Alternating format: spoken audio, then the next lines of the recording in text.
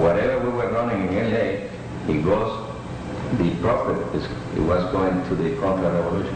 I started doing a little research on my own, and I read a little bit about Oliver North and the Contras, because I never knew what the Contras was before.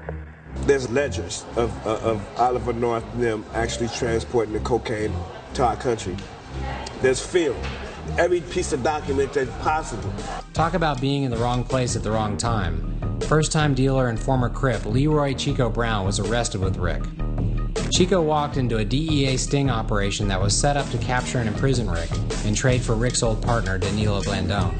How could this be possible? And then we reading through the documents, and then that's when Gary Webb started explaining it to us, and we was like, everything came together now. One of the most paramount moments, perhaps caused by Gary Webb's Dark Alliance, took place in November of 1996. It was a monumental historic event. I mean, the director of the Central Intelligence Agency was coming to Watts to face the people. Now, we all know that the U.S. government and the CIA supported the Contras in their efforts to overthrow the Sandinista government in Nicaragua in the middle 80s. Now, it is alleged the CIA also helped the Contras raise money for arms by introducing crack cocaine into California. Deutsch felt he had to do something to try to deal with the outrage that was foaming all over the country at the time.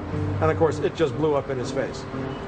CIA fights drugs. CIA does not encourage drugs. I mean, it was actually one of the most monumental blunders of all time, if you think about it. We have no evidence of a conspiracy by the CIA to engage in encouraging drug traffickers in Nicaragua or elsewhere in Latin America. Deutsch was there because of the Gary Webb stories. The Gary Webb stories had sparked a national furor. I would like to have Richard Ross's brother to speak, please. The United States government turned their head and let this cocaine come into the United States of America. Allow Gary Webb to have full access. This whole thing is orchestrated. It was near pandemonium. It was about, I guess, 1,200 people in a standing room only in the auditorium, 2,000 people outside listening on loudspeakers. And it was very hard to keep control. I got called on finally, and I said to her very clearly, I was looking right at Deutsch. I am a former Los Angeles police narcotics detective, and I work South Central Los Angeles, and I will tell you, Director Deutsch, that the agency has dealt drugs throughout this country for a long time. And I was able to name operations. Director Deutsch, I will refer you to 3 specific agency operations known as Amadeus, Pegasus, and Watchtower. I have Watchtower documents heavily redacted by the agency. I was personally exposed to CIA operations and recruited by CIA personnel who attempted to recruit me in the late 70s to become involved in protecting agency drug operations in this country. He stumbled and stammered and wrung his hands. If you have information about CIA illegal activity in drugs, you should immediately bring that information to wherever you want, but let me suggest 3 places. The Los Angeles Police Department. And of course my response was, I started there 18 years ago, sir, and they tried to kill me. Now what do you want me to do? If this information turns up wrongdoing, we will bring the people to justice and make them accountable. The crowd started chanting, "We told you, we told you, we told you." And it was a great moment of unity. And it was a healing moment for me, because I'd been out alone for 18 years and didn't really know that kind of support was there for me either. The average person in South Central Los Angeles did not know anything about really how the CIA worked. They had an intuitive sense. If you have a private network run by George Bush and Ollie North, not the CIA, you won't find the records in the CIA. They're not there. They're in these privatized intelligence agencies. Will you pursue that? Will you pursue Ollie North and George Bush and the massive documentation? All these gentlemen, like this gentleman here, the co-defendant of Ricky Ross. They needed the money to finance the war in Nicaragua.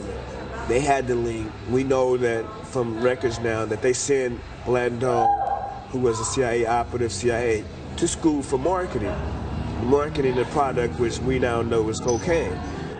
Me and Ricky Ross is waiting to get sentenced Tuesday. And what a judge gonna say to us come Tuesday?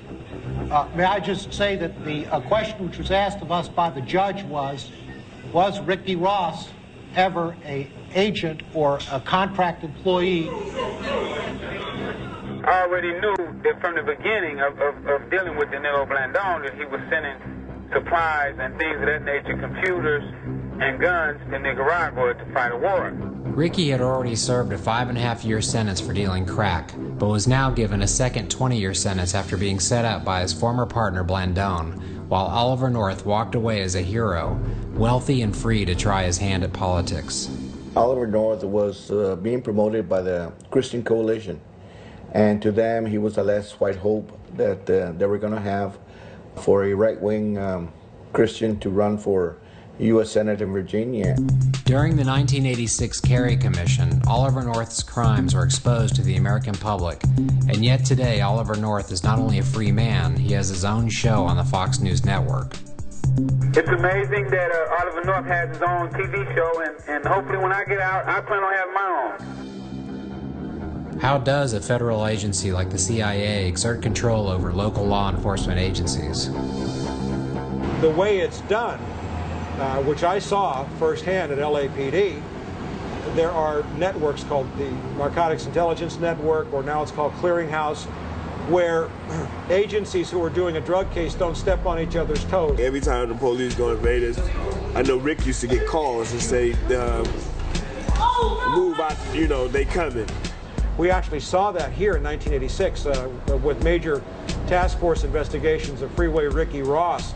They had search warrants for 19 locations that were prepared one night, and by the time they got there the next morning, all 16 locations had been cleared out. And that means that obviously there was a leak. That's the way the CIA protects its share of the drug trade. Just one night, I got a tip from Danilo not to go over, and just so happened to be the night that they raided. Crack use spread like wildfire in the early 1980s.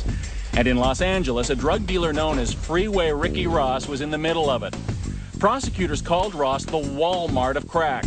He made millions in the early 80s dealing to Los Angeles street gangs.